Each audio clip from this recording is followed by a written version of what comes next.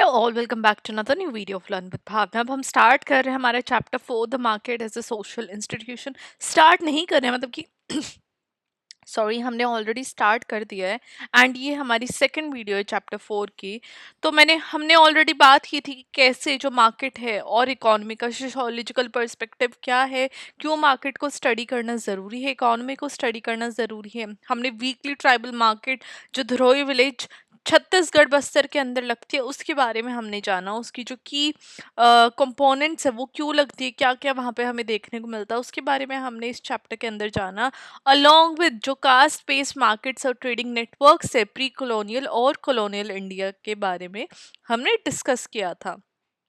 उसके बाद हमने देखा कि जो सोशल ऑर्गेनाइजेशन है मार्केट्स की, जो कि ट्रेडिशनल बिजनेस कम्युनिटीज की तरह वर्क करती हैं, उसके बारे में हमने पढ़ा। अब आगे हम देखेंगे कि जो कॉलोनियलिज्म के टाइम पे न्यू मार्केट्स कैसे इमर्ज हुई थी।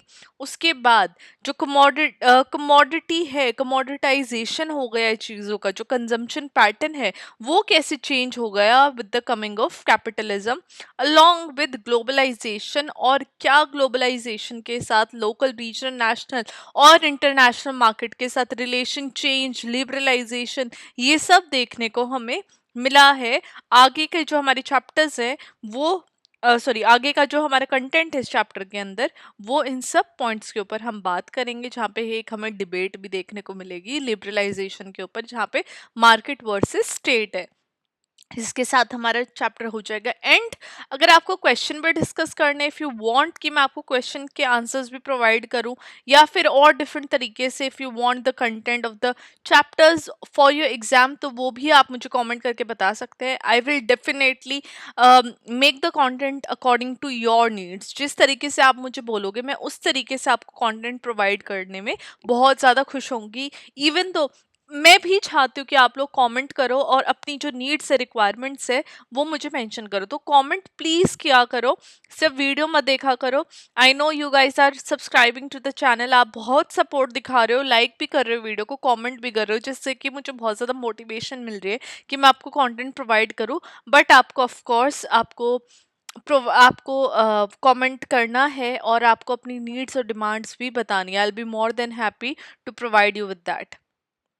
चलो अब स्टार्ट करते हैं कि कॉलोनियलिज्म का मार्केट के ऊपर क्या इम्पैक्ट रहा है ना। जब हम बात करते हैं कॉलोनियलिज्म का, तो हमने देखा इकोनॉमिक डिसरप्शन हमें देखने को मिला, जिसकी वजह से हैंडलूम इंडस्ट्री की जो डिमांड थी वो कहीं ना कहीं डिक्लाइन हो गई, बिकॉज ब्रिटिश टेक्सटाइल्स आ गए थे और एक उसने स्ट्रॉन्ग कंपटीशन दिया था हैंडलूम इंडस्ट्री को, जहाँ पे ब्रिटिश टेक्सटाइल्स के रेट भी कम देखने को मिले थे, वैरायटी बहुत ज़्यादा थी एंड ऑफ कोर्स जहाँ पे प्राइसेस कम होंगे लोग उधर ही ज़्यादा वो चीज़ें बाय करना ज़्यादा प्रेफर करेंगे।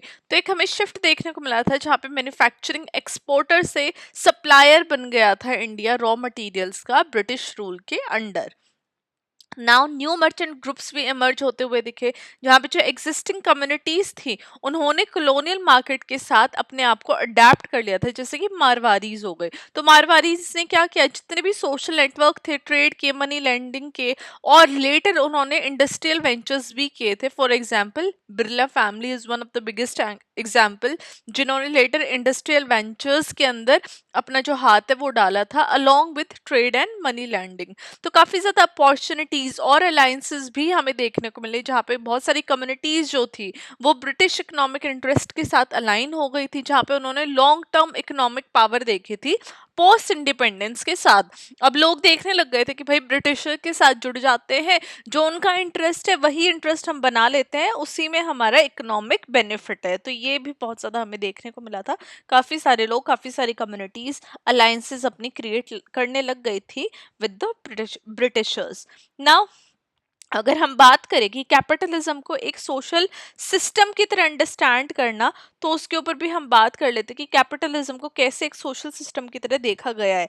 तो फर्स्ट पर्सपेक्टिव यहाँ पे मार्क्सिस्ट पर्सपेक्टिव आ जाता है, जहाँ पे वो बोलते हैं कि जो कैपिटलिज्म है उसकी वजह से मार्केट के अंदर वेज लेबर की जो यूजिंग है वो बढ़ जाती है। तो उन्होंने जो क्लास स्ट्रक्चर है सोसाइटी के अंदर, जो उसका रिलेशन है प्रोडक्शन के साथ, उसमें उन्होंने सोसाइटी को डिवाइड किया है। तो रिलेशन ऑफ प्रोडक्शन क्या हो गया, तो वहां पे कैपिटलिस्ट आ जाते हैं जो इन प्रोडक्शन ऑफ मींस को ओन करते हैं। वहीं पे वर्कर्स आ जाते हैं, या फिर बुर्जुआसीज जो आ जाते जो लेबरर्स जो आ जाते हैं वर्कर्स के यहाँ पे, वो अपना लेबर कैपिटलिस्ट को सेल कर रहे हैं। तो ये रिलेशन ऑफ प्रोडक्शन मार्क्स बताते हैं अंडर द कैपिटलिस्ट सोसाइटी। अब के एक की कॉन्सेप्ट हमें देखने को मिला है जहाँ पे जो सरप्लस वैल्यू है, सरप्लस वैल्यू क्या होता है जब प्रॉफिट पेइंग वर्कर को अराइज करके वैल्यू ऑफ देयर आउटपुट से लेस हो, वहां पे सरप्लस वैल्यू देखी जाती है। और कमोडिफिकेशन जब हम बात करते हैं, तो कमोडिफिकेशन क्या है, जितनी भी नॉन मार्केट एक्टिविटीज हैं, चाहे वो लेबर हो, एजुकेशन हो, ये सब कमोडिटीज बन जाते हैं, इनको हम बाय कर सकते हैं। तो वहां पे चीजों का कमोडिफिकेशन देखा जाने लग गया with the coming of globalisation, industrialisation. अगर हम बात करते हैं एग्जांपल्स की कमोडिफिकेशन की, तो जैसे कि पानी को भी बॉटल में डाल के बेचा जाने लग गया। तो पहले पानी बिकता नहीं था, of course water is a basic need, वो बिकेगा थोड़ी ना, बट ऑफ कोर्स अगर उसको बॉटल वाटर करके बेच रहे हैं तो कमोडिटी बन गई है, उसको अब बाय एंड सेल किया जा सकता है। पर्सनालिटी डेवलपमेंट कोर्सेज ये बहुत बड़ा एक कमोडिटी बन चुकी है आज के टाइम पे। एजुकेशन को प्राइवेटाइज करके, education is one of the biggest commodity. सबसे ज्यादा अगर आप देखोगे खर्चा एक जो फैमिली, एक हाउस होल्ड है, उसका कहाँ हो रहा है, एजुकेशन पे हो रहा है बच्चों के, बिकॉज एवरीबडी वांट्स कि वो अपने बच्चों को बेस्ट से best education they. And education के प्राइसेस बहुत ज़्यादा बढ़ रहे हैं, स्पेशली प्राइवेट एजुकेशन के ना। एक सिंबॉलिक कंजप्शन देखा गया है जो कि मार्क करता है सोशल स्टेटस को, जैसे कि लग्जरी ब्रांड कार्स। तो ये जो कंजम्पशन है, ये एक मॉडिफिकेशन है चीज़ों का। अब चीज़ों का जो आप क्या चीज़ें ओन कर रहे हो, उसको आपके सोशल स्टेटस के साथ शो किया जाता है। तो वो जो कमोडिफिकेशन है, चीज़ों को बाय करने का जो पैटर्न है, वो और भी ज्यादा बढ़ गया, बिकॉज एवरीबडी वांट्स कि उनका सोशल स्टेटस बेटर हो, बेस्ट हो। तो वो चीज़ों को बाय करने का जो तरीका है, जो कंजम्पशन का पैटर्न है, वो बहुत ज़्यादा इंक्रीज हो गया है। नाउ ग्लोबलाइजेशन और मार्केट इंटरलिंकिंग का क्या इंटर रिलेशन, अगर हम ग्लोबलाइजेशन की बात करते हैं तो हम देखते हैं पूरा जो वर्ल्ड है वो एक दूसरे से इंटरकनेक्ट हो रहा है। अगर वर्ल्ड इंटरकनेक्ट हो रहा है तो एक इंटरनेशनल मूवमेंट देखी जाने लग गई, गुड्स की, मनी की, पीपल की, जहाँ पे ग्लोबल मार्केट एक दूसरे के साथ इंटरलिंक हो गई, जिसने कि लोकल इकोनॉमीज को भी बहुत ज्यादा इम्पैक्ट किया। जैसे कि इंडियन सॉफ्टवेयर ने जब वो यूएस इकोनॉमी के साथ लिंक हुआ, तो उसने मार्केट को, ग्लोबल मार्केट को, लोकल इकोनॉमीज एज वेल, उनको काफी ज्यादा हाईली इम्पैक्ट किया ना। अगर हम बात करते हैं कमोडिफिकेशन की, तो कल्चरल और इकोनॉमिक कमोडिफिकेशन क्या होती है। तो इंडियन योगा, अब इंडियन योगा क्या है, वो अपना कल्चर है, राइट, बट उसको भी कमोडिटी बना के उसको बेचा जाने लग गया। आयुर्वेदा ग्लोबली मार्केट होने लग गई, तो ये कल्चर के अंदर आ जाएगा। वहीं पे जैसे पुष्कर कैमल फेयर हो गया, उसने लोकल ट्रेडर और ग्लोबल टूरिस्ट दोनों को अट्रैक्ट किया, जिससे कि कल्चरल और इकोनॉमिक एक्सचेंजेस हमें देखे जाने लग गए with the coming of commodification. Now liberalization क्या है और उसका impact क्या है। liberalization क्या होता है, जब कोई भी जैसे गवर्नमेंट ओन्ड चीजें होती हैं, वहां पे हमें एक ढील देखने को मिलती है, राइट। जो रूल्स रेगुलेशन है वो थोड़े इजी कर दिए जाते हैं, तो पॉलिसी चेंजेस की जाते हैं, बिकॉज ऑफ कोर्स गवर्नमेंट अगर कुछ चेंजेस ला रहा है, चीजों को ईज कर रहा है, तो पॉलिसी चेंज आएंगे जहाँ पे जो प्राइवेटाइजेशन है वो पब्लिक एंटरप्राइजेस से प्राइवेटाइजेशन हो जाएगी, राइट। जो गवर्नमेंट ओन कर रही थी, अब वो प्राइवेटाइजेशन देखी जाने लग गई, डीरेगुलेशन हो जाएगी और इम्पोर्ट टैरिफ्स रिड्यूस हो जाएंगे। जब हम कोई भी चीजें इंपोर्ट कर रहे हैं, तो वहां पे जो टैक्सेस लगते हैं, टैरिफ्स लगते हैं, वो रिड्यूस होते होते दिखते हैं। इंडियन जो मार्केट है वो और भी ज्यादा ओपन होती हुई दिखती है फॉरेन गुड्स के लिए और इन्वेस्टमेंट के लिए। इसलिए अगर आप देखोगे, जब से प्राइवेटाइजेशन हुआ है, तब से जो जो फॉरेन गुड्स हैं वो और भी ज्यादा मार्केट में देखे जाने लग गए ना। इसका पॉजिटिव इम्पैक्ट भी है और नेगेटिव इम्पैक्ट भी है, दोनों के बारे में हम बात करेंगे। जब हम पॉजिटिव इम्पैक्ट की बात करते हैं, तो हम देखते हैं इकोनॉमिक ग्रोथ बहुत ज़्यादा हुई है, फॉरेन प्रोडक्ट्स सब लोगों को इजीली अवेलेबल हैं, ग्लोबल मार्केट एक्सेस बहुत ज़्यादा बढ़ गई है सर्टेन इंडस्ट्रीज़ के लिए, जैसे कि आईटी हो, एग्रीकल्चर हो। लेकिन वहीं पे अगर हम नेगेटिव इम्पैक्ट की बात करें, तो जितने भी सपोर्ट प्राइसेस और सब्सिडीज़ हैं, वो कहीं ना कहीं लॉस हुआ है, जिसकी वजह से फार्मर्स को बहुत ज़्यादा हार्म हुआ है। अलॉन्ग विद जितने भी स्मॉल मैन्युफैक्चरर्स हैं, ऑर्गेनाइज सेक्टर है वर्कर्स के लिए